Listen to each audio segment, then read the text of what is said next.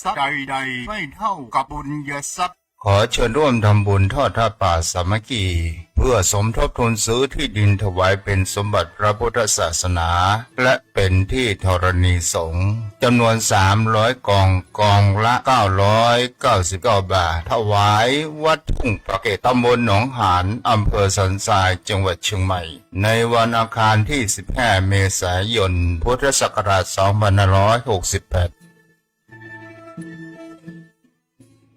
ขออนุโมทนาบุญจากญาติธรรมท่านใดที่ได้ร่วมทำบุญซื้อที่ดินจะได้มีอยู่มีกินจะได้มีชีวิตที่สดใส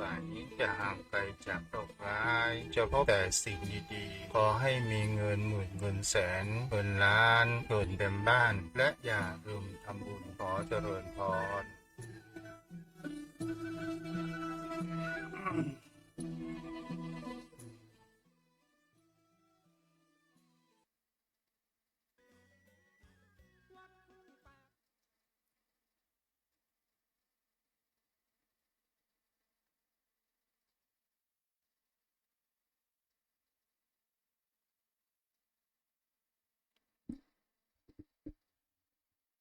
ขอยกมือ10 นิ้ว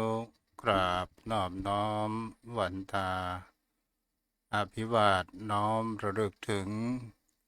อย่างพระอรหันตสัมมาสัมพุทธเจ้าผู้แสวงหาซึ่งประโยชน์อันยิ่งใหญ่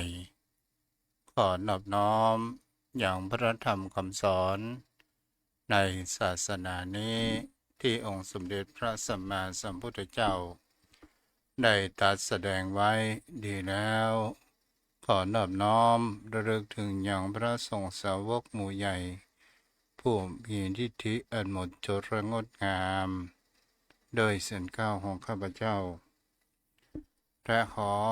ถวายความเคารพนอบน้อมไว้สามายังครูบาอาจารย์พระเถระเจ้าพระภิกษุสงฆ์สามเณรพระสังฆาธิการทรงสมณศักดิ์บัณฑิตนักปราชญ์ท่านผู้มีความรู้ทุกรูปทุกตนทุกองค์ มาโดยความเคารพและขอเจริญสุขเจริญธรรมมาอย่างป่อออกไม่ออกศรัทธาอันมีโยมป่อโยมแม่ป่อมอนแม่มอนป่ออุ้ยแม่อุ้ยปีป้านะอาท่านผู้ฟังผู้มีบุญทุกท่านที่ติดตามรับฟังธรรมะยามบ่ายทางสถานีวิทยุพระพุทธศาสนาและจริยธรรมจังหวัดเชียงใหม่96 เมกะเฮิรตซ์โดยทางสถานีวิทยุพระพุทธศาสนานี้ก็ได้มีการเผยแพร่โดยความอนุเคราะห์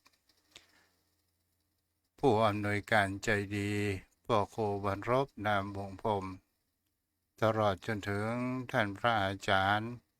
ผู้ปิดทองหลังพระที่คอยเคาะนิ้งและส่งสัญญาณ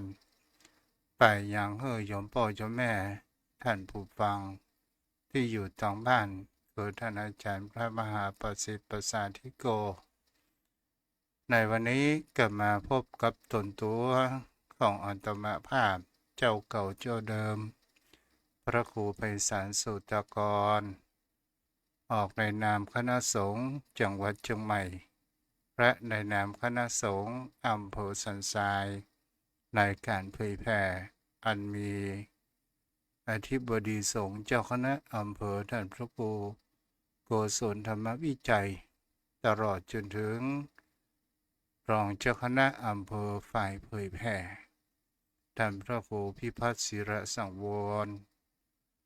รองเจ้าคณะอำเภอได้มอบหมายให้ตนตัว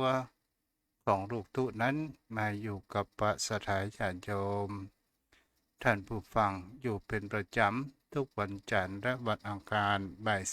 3ถึงบ่าย4วันนี้เราก็มาอยู่ด้วยกันประมาณสักชั่วโมงหนึ่งก่อนที่จะเข้าสู่รายการวันนี้ ก็ขออนุโมทนาบุญกับแม่บุญเลื่อนจักคำบ้านหนองคายเทวดาหนองคายหลวงได้ทำบุญสร้างบุญเพิ่มบุญซื้อที่ดิน500ปุญญาบารมีก็ขออนุโมทนามาณโอกาสนี้ตัวยเอาละโยมพ่อโยมแม่ท่านผู้ฟัง วันนี้เสียงอาจจะมีเสลดสักหน่อยนึงเนาะเสียงบ่ค่อยลงก็ทนฟังกันไปเนาะสาธาญาติโยมทั้งหลาย วันนี้ก่อนที่จะเข้าสู่ธรรมะบันเทิงนั้นก็มีธรรมะสิ่งที่บุคคลเฮานั้นเอาอยู่บนโลกในใบนี้โดยกัน เป็นสิ่งที่บุคคลเฮานั้นจะหันได้ว่า การที่เฮาอยู่ในสังคมในบนโลกใบนี้ อันเป็นเพื่อนเกิดแก่เจ็บตาย อันมีแห่งเขาว่าผู้คนเฮาทั้งหลาย เมื่อเฮาเกิดมาแล้วเฮาก็จะต้องทำสิ่งเหล่านี้ตามหลักธรรมคำสอนขององค์สมเด็จพระสัมมาสัมพุทธเจ้า นั่นก็คือแห่งเขาว่าสังฆวัตถุสี่คือความอนุเคราะห์สงเคราะห์ช่วยกันซึ่งกันและกัน และมันก็ก่อให้เกิดแห่งความผูกพันก่อให้เกิดแห่งความเอาใจใส่จะเป็นผู้คนจะเป็นสังคมจะเป็นสถาบันรักเกิดขึ้นและเป็นสิ่งที่ผู้คนเหล่านั้นจะหันว่าสังฆวัตถุสี่ซึ่งโยมพ่อโยมแม่นั้นเคยได้ฟังกันมาอยู่ตลอดนั้นก็คือคำว่าทานก็คือการแบ่งปันการเอื้อซึ่งกันและกันการแบ่งปันนี้มันก่อให้เกิดทั้งประโยชน์ในภพนี้และในภพหน้าประโยชน์ในภพนี้ในปัจจุบันก็คือทำให้เรานั้นกระจัดเสียซึ่งความตนีและทำให้เรานั้นเป็นที่รักของบุคคลอื่นและเป็นบุคคลผู้มีจิตใจอิ่มเอิบไปด้วยแห่งบุญกุศลเกิดขึ้นประโยชน์ในจันทร์หน้าก็คือทำให้เรานั้นเกิดมาพร้อมไปด้วยโภคทรัพย์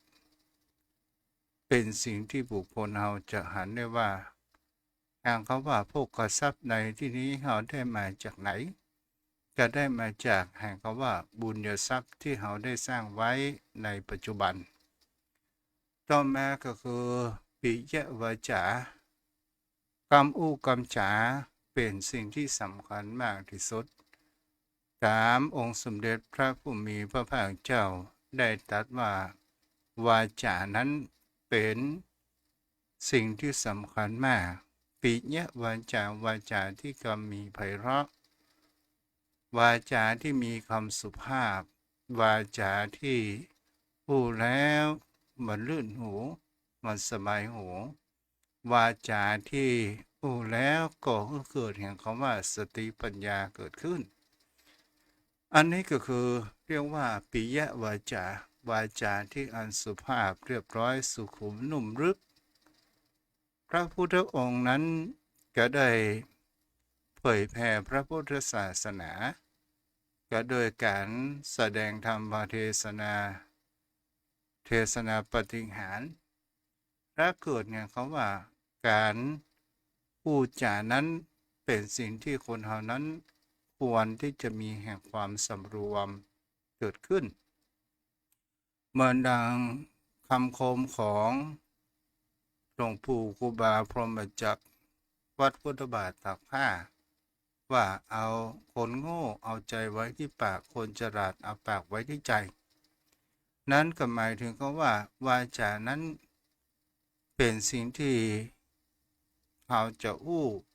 จะให้เกิดประโยชน์ก็ได้จะให้เกิดความเสียหายก็ได้นั่นก็คือวาจาของคนเรานี้เอง เมื่อนางพุทธองค์นั้นได้ตรัสบอกไว้ว่าวาจานั้นเป็นอาวุธที่มีความร้ายกาจมากที่สุดมากกว่าอาวุธใดๆนั้นก็คือวาจาฉะนั้นเราก็ต้องมีสำรวมในการอู้กันจาถูกกระเทศะและวาจาที่คนเหล่านั้นควรงดเว้นก็คือวาจาที่ส่อเสียดเหยียดหยามพรุษวาทเพ้อเจ้อต่างๆนานาเป็นวาจาที่อันมามีแห่งคำว่าสัจจะนั้นไม่ควรที่จะพูดออกมาต่อมาอัตถจริยาเมื่อเราเกิดมาแล้วจงสร้างบำเพ็ญแห่งความเป็นประโยชน์ในชีวิตที่เรามีอยู่เป็นการที่เราตั้งจิตเอื้ออาทรเป็นจิตอาสาช่วยเหลือชาวบ้านช่วยเหลือในสังคมช่วยเหลือบุคคลอื่นหรือช่วยคำชูพระพุทธศาสนาเมื่อมีอายุยืนยาวมากที่สุดเท่าที่จะทำได้สมณตตาก็คือวางตนนั้นเป็นผู้ทำประโยชน์นั้นมีความเสมอต้นเสมอปลายคำว่าเสมอต้นเสมอปลายนั้นก็หมายถึงคำว่าเราเป็นคนอย่างใดเราควรทำสิ่งที่มันถูกต้องในสิ่งที่เรามีอยู่แล้วในตนตัวของผู้คนเราอันนี้ก็ได้ฝากธรรมะข้อคิดให้โยมพ่อโยมแม่ได้รับฟังเป็นเบื้องต้นต่อมาเราก็มาสู่แห่งคำว่าในเรื่องมิรินทปัญหาต่อมานี้เราก็ได้มาถึงตอนที่พระนาคเษนกับพระเจ้ามิรินได้สนทนาธรรมได้อู้จากันในเกี่ยวกับแห่งคำว่าเรื่องแห่งว่าสมมุติและปรมัตถ์เป็นสิ่งที่ผู้คนเราจะหันได้ว่าพระนาคเษนก็ได้ย้อนถามยังพญามิรินว่าพระองค์นั้นเสด็จมาด้วยอันหยังพญามิรินนั้นก็ได้ตรัสบอกไว้ว่ามาด้วยรถพระเจ้าพระนาคเษนก็ได้ถามว่าอันหยังคือรถแล้วพญามิรินก็บ่สามารถที่จะตอบได้ว่าอันหยังคือรถพระนาคเษนนั้นก็ได้ถามว่าเป็นแอกกาหรือล้อกาหรือเผากาพญามิรินก็บอกว่าปัจจัยแอกปัจจัยเผาปัจจัยหลังคาอย่างกับนี่ว่ากันไปถ้าหาอู้มาถึงปัจจุบันศรัทธาญาติโยมทั้งหลายไอ้อย่างก็ว่ารถแว่นกาพวงมาลัยกาหรือว่าโครงสร้างกาหรือว่าเครื่องยนต์กาอันใดฮ้องว่ารถศรัทธาญาติโยมทั้งหลายในสิ่งเหล่านี้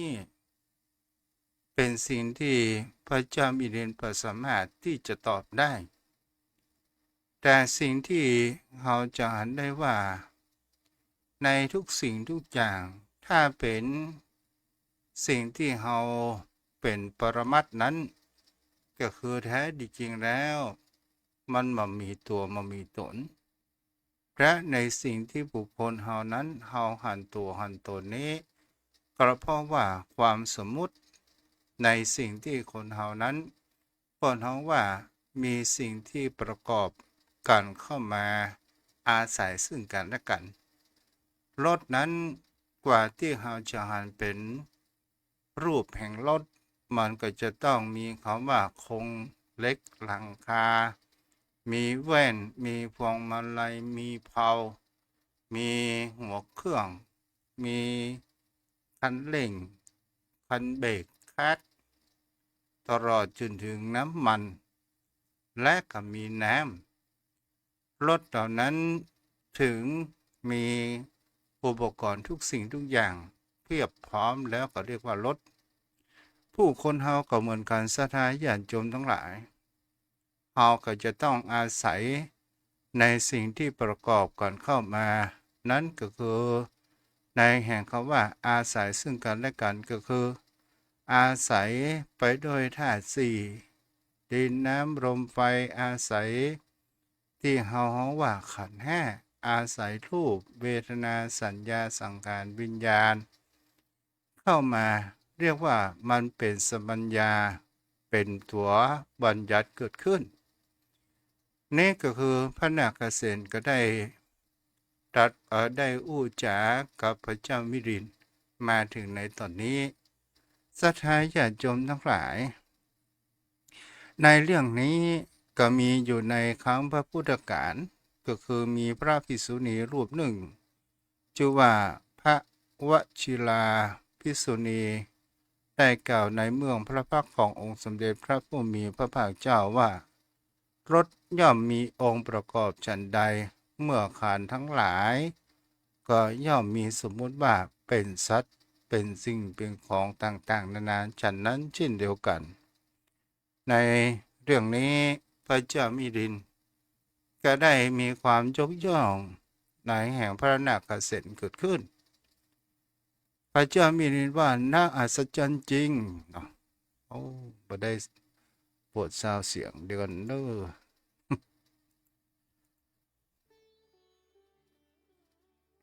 วันนี้ก็มาถึงในตอนที่จะได้ต่อพระเจ้ามิลินนั้นก็ได้ยกย่องอย่างพระนาคเษนว่าน่าอัศจรรย์จริงพระคุณเจ้านาคเษนน่าแปลกจริงพระคุณเจ้านาคเษนวิสัชนาปัญหาปฏิภาณถ้าพระพุทธองค์อยู่จะคงมีการสาธุการให้กับพระนาคเษนที่มีปัญญาปฏิภาณมีวิจิตรมากพระเจ้ามิลินนั้นก็ได้ตรัสถามไปแห่งว่าศรัทธาญาติโยมทั้งหลายพระคุณเจ้านาคเษนท่านบวชมากี่พรรษานี้ก็ได้ถามพระนาคเษนนั้นก็ตอบว่าเจริญพรมหาบพิตรเราเพิ่งบวชได้7 พรรษาแล้วพระปัญญามิลินก็ได้ถามต่อไปว่าอะไร7 พรรษาชื่อของท่านหรือการอยู่ของท่านศรัทธาญาติโยมทั้งหลายพระนาคเษนก็ได้ ในสมัยนั้นพระนาคเษนก็ได้ตัดตอบว่าเจริญพรมหาบพิตรคำว่าพรรษานั้นไม่ใช่เป็นตัวเราเป็นสิ่งที่เป็นเงาเราไม่ใช่7 พรรษานี่ก็เป็นสิ่งที่มีความงงงวยหรือว่ามีความพระเจ้ามิลินนั้นก็โดนปัญหาที่อันลุ่มลึกเกิดขึ้นจากพระนาคเษนเปิ้นเขาว่านักปราชญ์บัณฑิตนี่อู้จากกันแนวในนุ่มลึกเกิดขึ้นพระนาคเษนนั้นก็ได้บอกว่าชายาแปลว่าเงาพระนาคเษนได้บอกว่าชายาแปลว่าเงาพระองค์ก็เช่นเดียวกันอะไรของพระองค์เรียกว่ากษัตริย์ความเป็นกษัตริย์นั้นต้องมีเสื้อผ้าอาภรณ์มีเงินทองมีมงกุฎมีเครื่องยศใช่ไหมแล้วก็เป็นสิ่งที่จะเห็นได้ว่าพญามิลินนั้นก็ได้บอกว่าก็เช่นนั้นนี่เรียกว่ากษัตริย์ แล้วเงาของท่านเป็นกษัตริย์หรือไม่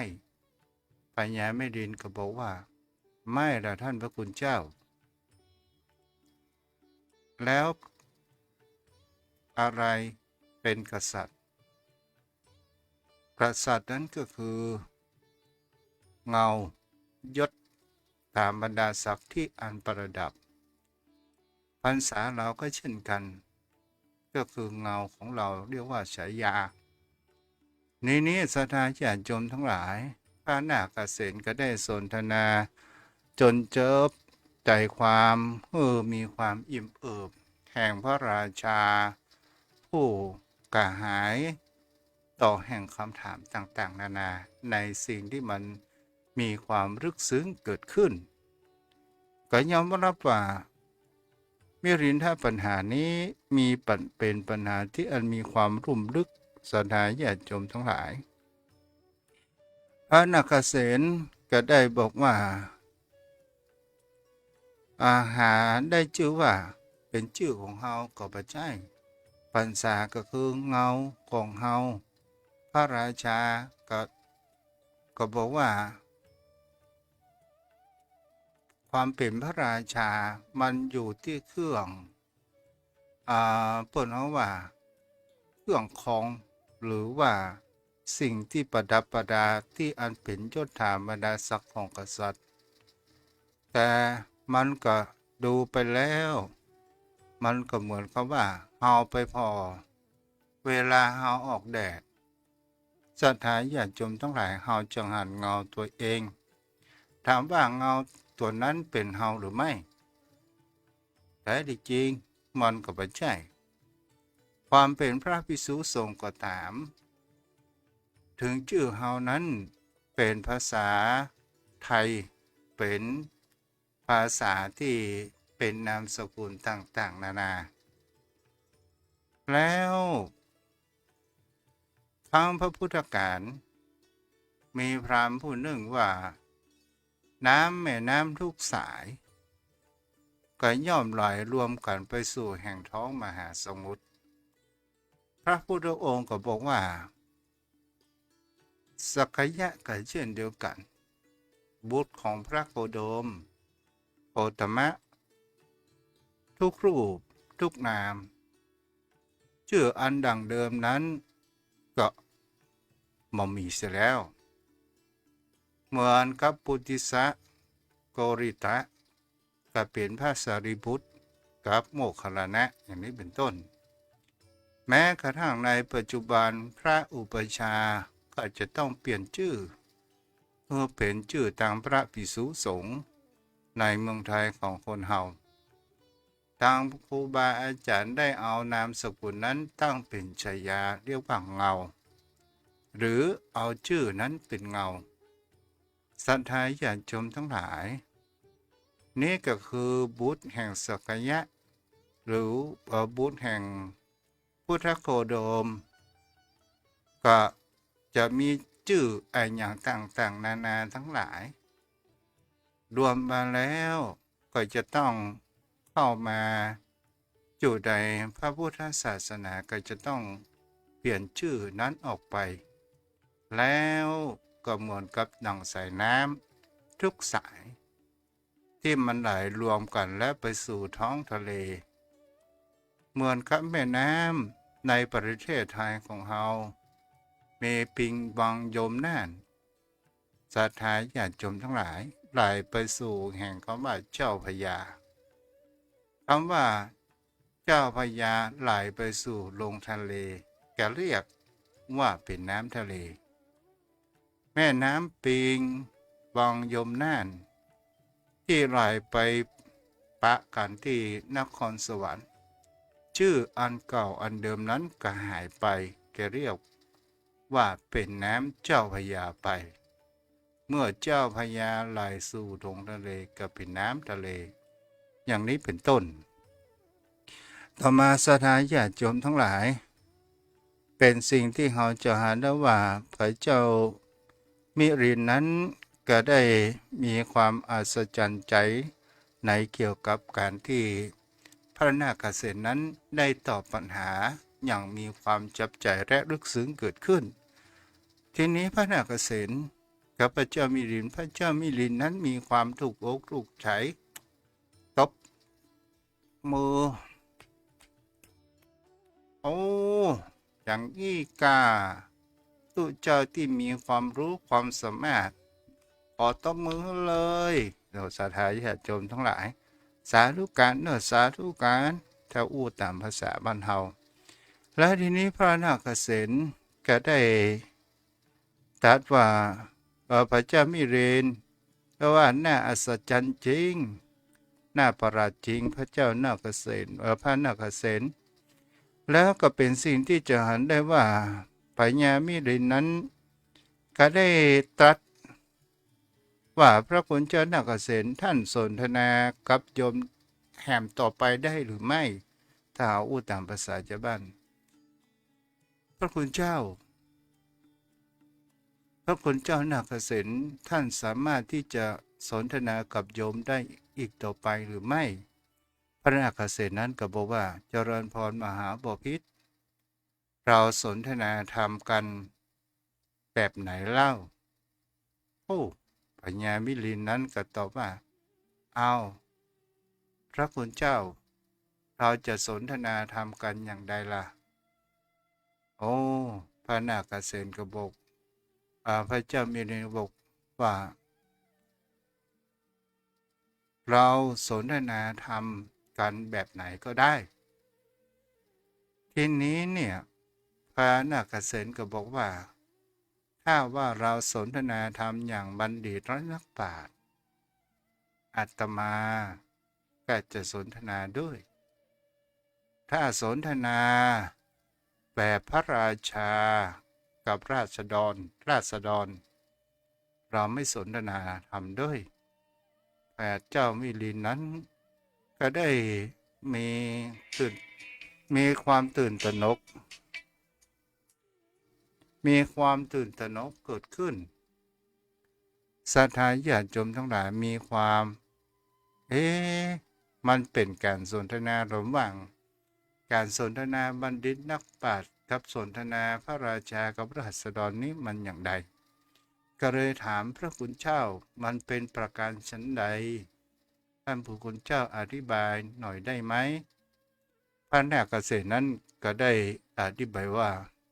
เจริญพรมหาบพิตรการสนทนาแบบบัณฑิตนักปราชญ์นั้นเราจะสนทนาด้วยกับหลักเหตุผลเราจะถกเถียงด้วยเหตุผลเราจะไม่มีอคติต่อกันและกัน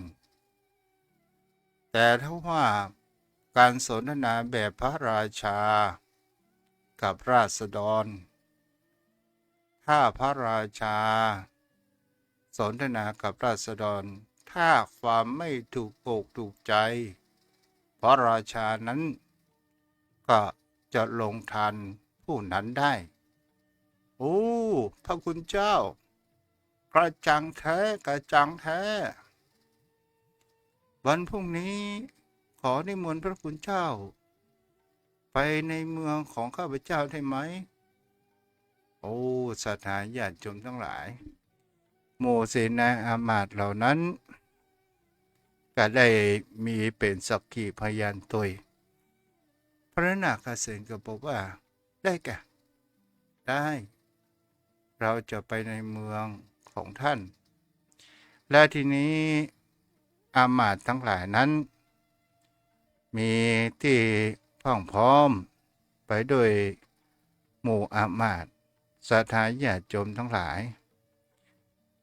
มันมีบทว่าเทวมันติยะอามาตย์อนันตกายนะอามาตย์และก็มังครุกายอามาตย์สัพพันธินะอามาตย์โอ้มีอามาตย์ผู้หนึ่งนั้นชื่อว่าสัพพทินะอามาตย์ผู้นี้ก็ได้ถามยังพระเจ้ามิลินว่าขอถวายบังคมพระเจ้าค่ะมีอะไรพูดออกมาวันพรุ่งนี้พระนาคเษน จะไปฉันในเมือง พระองค์จะนิมนต์กี่รูปพระเจ้ามิลินก็บอกว่าเอาแล้วแต่ตามที่พระนาคเษนสบายใจแล้วปนเขาว่าอามาตย์ผู้นี้กับผู้ไปหาว่า10 รูปหรือพระเจ้าค่ะเราบอกว่าตามความสบายของพระนาคเษนฮะ10 รูปใช่ไหมเอามาดท่านรู้ว่าเราเป็นพระราชาพระภิกษุสงฆ์จำนวนเท่าไหร่เราก็เลี้ยงได้ไปกับราชนาทูตไปนิมนต์พระนาคเษนได้แล้วพระยาข้อทีนี้พระนาคอามาตย์ผู้นี้ก็เข้าไปหาพระนาคเษน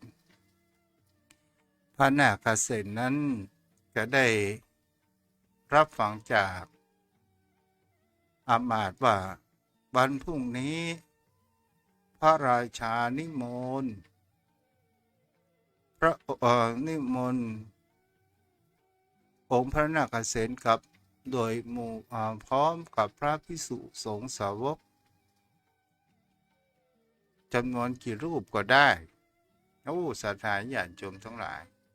ทีนี้ก็เริ่มมีการสนทนาธรรมระหว่างอามาตย์นั้นก็ได้สนทนาตอนที่พระนาคเษนนั้นกำลังจะก็คือพญามิรินนั้นก็ได้ขึ้นรถมาแล้วก็ได้บอกว่าพระนาคเษนก็คือภูมิพำนี่เพื่อที่จะจำชื่อว่าพระนาคเษนแล้วศรัทธาญาติโยมทั้งหลายในวันรุ่งเช้าเกิดขึ้น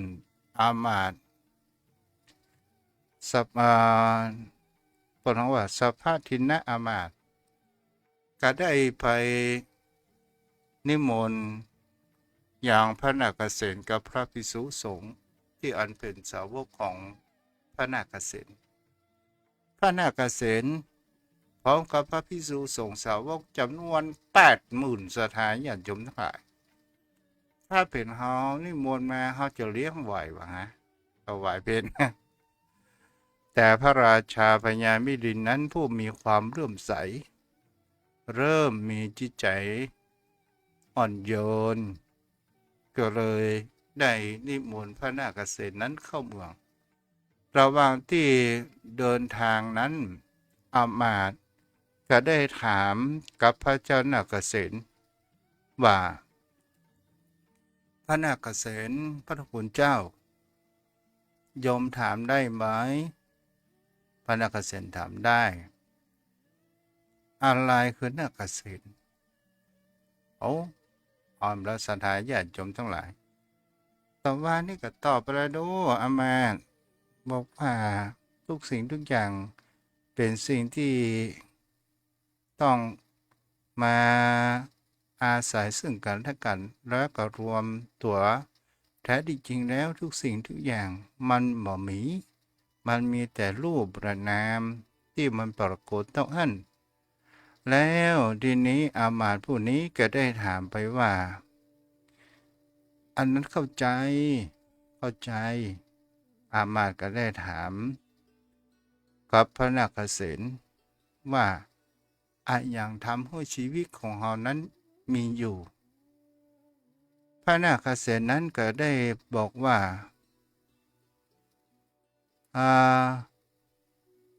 คือสิ่งที่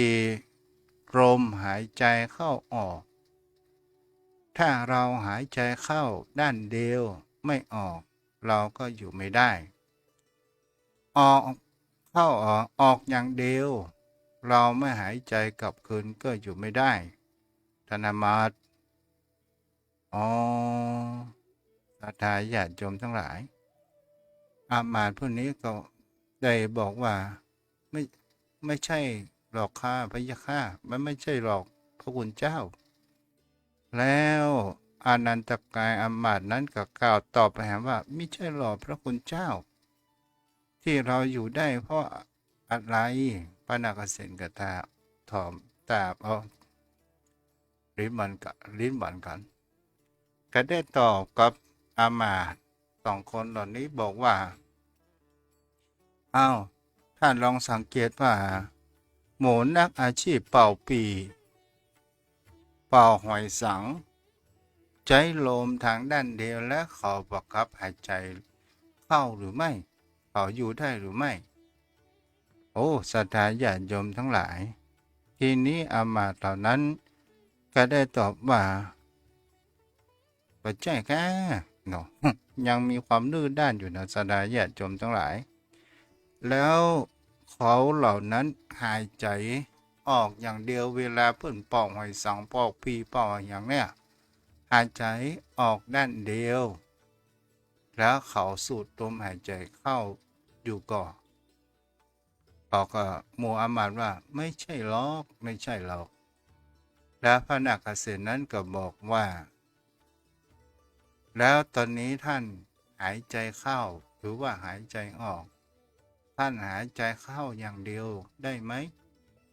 ลองกั้นหายใจ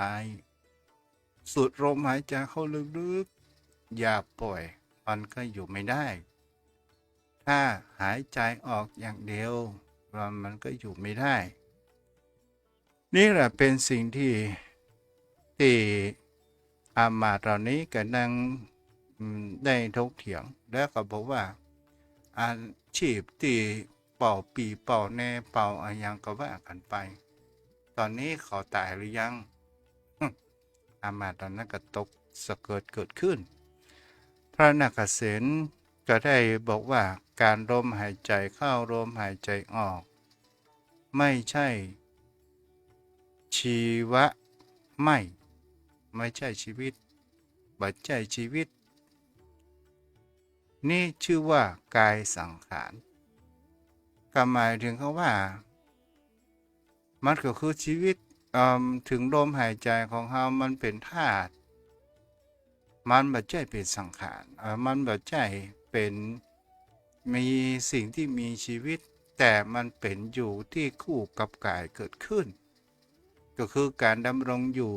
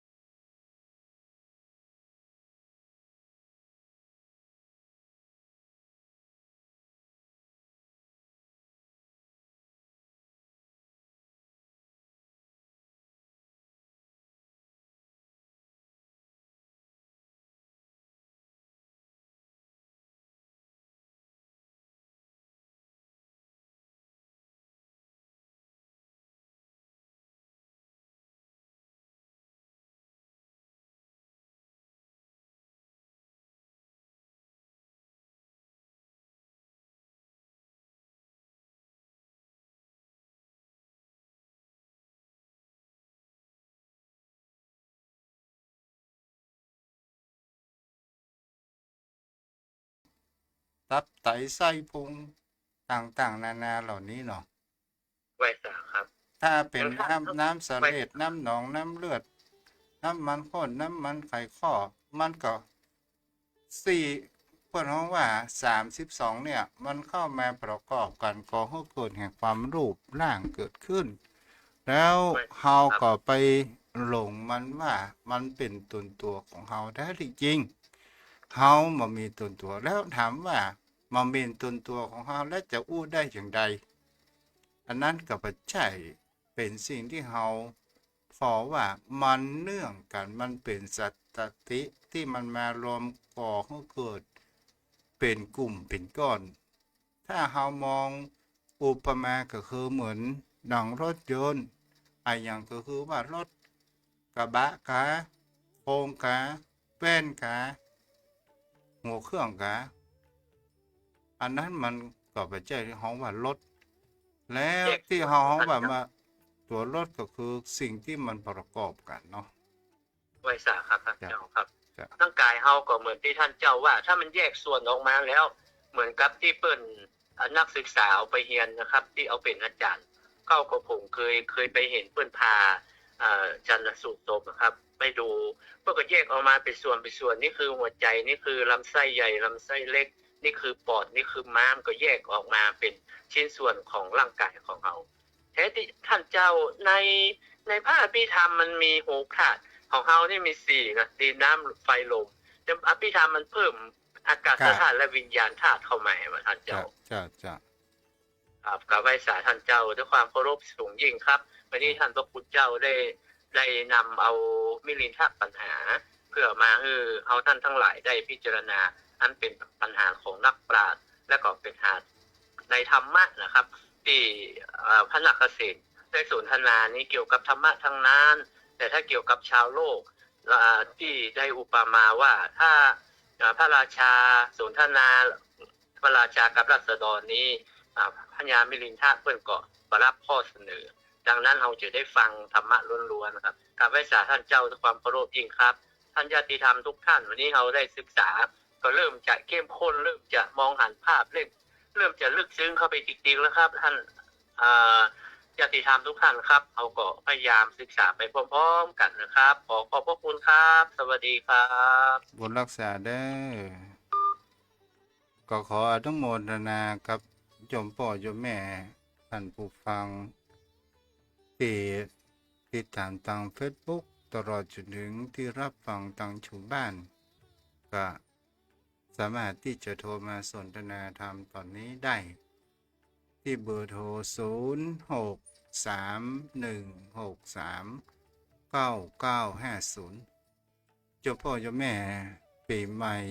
สงกรานต์ปีนี้ทางวัดทุ่งประเกตนั้นก็จะได้ระดมทุนซื้อที่ดินครั้งที่3ศรัทธาญาติโยมทั้งหลายการซื้อที่ดินนั้นก่อให้เกิดแห่งความกว้างขวางในที่ธรณีสงฆ์และก่อให้เกิดประโยชน์ต่อพระพุทธศาสนาเวลามีกิจกรรมการงานแล้วก่อให้เกิดบุญญทรัพย์ที่จะทำให้เฮานั้นถ้าเฮามีเปิดว่าบุญญาวาสนาภระอานิสงส์แห่งการถวายที่ดินเป็นบุญญทรัพย์อันที่ยิ่งใหญ่เกิดมาครั้งใดก็จะอยู่ในภูมิประเทศที่ดีและเป็นที่ประกอบไปด้วยพระพุทธศาสนาเกิดขึ้นอาจมาแน่เอามีบุญมากเอาจะมีวิมานอยู่ในภพภูมิที่ดีเกิดขึ้นก็ได้ทำน้อยดีกว่าไม่ทำมีมากทำเท่าที่ทำได้เนาะเจริญพรมาจากหลังเจ้าเขาหู แม่พรไปไงว่าไงร้อนไหมหลังกำแพงอ่ะเธอร้อนขนาดพ่อนี่เมื่อวันเมื่อคืนร้อนใจก่อนใจหาบ้องอ่ะ ใจร้อนเนาะมันมีแค่ตัง เข้าแล้วจะไปเอาอย่างเข้ามีกินก็ของกินมีครับก็ ของกินเข้าหานี่ น่ากะน่ากะแม่อย่ามีสตังค์เงินล้านแม่อย่าไปอย่าง ก็กินกันกันเนี่ยว่ะ โอ้บัดเดี๋ยวนี้ก็กินตานๆดูฟังวิทยุนี่ก็ได้บุญแล้วดู เจ้าได้ เจ้าบุญรักษาเด้อ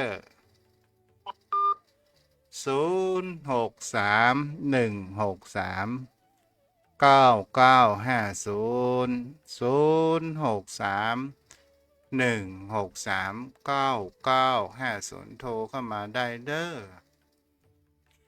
0631639950วันพัดวันศุกร์104.5เนาะ5 โมงถึง 6 โมงถ้าติดตามฟังกันนั่นจะเป็นปฏิกะธรรมะล้วนๆเนาะธรรมะบันเทิงนี่เอามาไว้ที่ข้อ6นี่เนาะมีลิ้นท่าปัญหามี2 เล่มก่อนนะสถาญาติโยมทั้งหลายหมอว่าปีนี้จะจบหรือไม่ก็ยังหมอเตือนนะ แม่ก้อยเนาะเจริญพรแม่ก้อย เจ้าฟังดูเจ้า เจ้าอนุโมทนาที่รับฟัง เด็กกันแป้งฮ้อนเจ้า มันก็ฮ้อนพุทธิแม่แต่วันพระอาทิตย์ดวงเดียวกันเนาะจ้าบุญรักษาได้ไหมเด้ออ้าวใครจะโทรมาแหม5 นาทีตึงนั้นตึงนี้0631639950โอ้แม่เลี้ยงทัวร์บุญนี่บ่ไปทัวร์บุญไหนก็แม่จันเพ็ญคำโพธานะถ้าอาจารย์วิษณุก็คงบ่ไปไหนเนาะ 0631639950เจริญพรแม่อารี การพระอาจารย์รับฟังอยู่ค่ะชัดเจนเป็นกำลังใจให้ค่ะพระอาจารย์ จ้าบุญรักษาจ้า สาธุ แม่อารีสดับบ้านเมืองเลนเนาะ0631639950แม่หนูก็ไม่ได้ยินเสียงมาจัดมนต์เด้อพี่จันจุรีก็ไม่ได้ยินเสียงเนาะใครรับฟังอยู่ก็โทรมาได้เด้อ0631639950ตลอดจนถึงผู้รับฟังใหม่จะฟังถึงฟังในตอนนี้ดีกว่าไม่ได้ฟังเสียเลย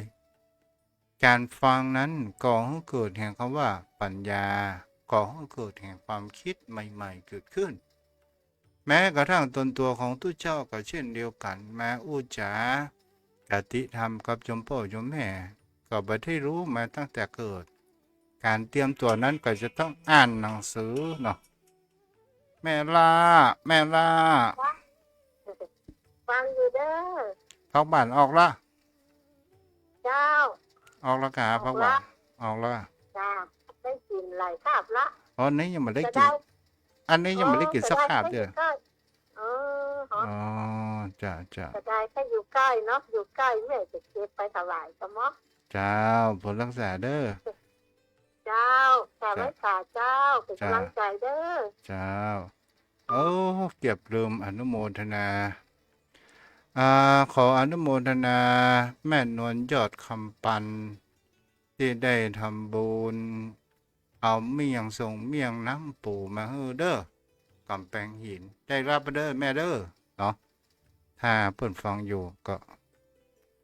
คงจะได้รับทราบขออนุโมทนาบุญตัวเด้อเอาแล้วเวลาหมดเวลาวันนี้ขอโยมพ่อโยมแม่จงตั้งไมที่จิตฮับปอนเดอตั้งจิตอธิษฐานสัพพิติโยวิวัชชันตุสัพพะโรโกวินาศสันตุมาเตภวัตวันตรายโยสุขีทีขายุโกภวะ อภิวาทนาสิริสนิจังพุทธาปจายโนจตารโอธรรมาวัฏันติอายุวโนสุขังพระลังเจริญพร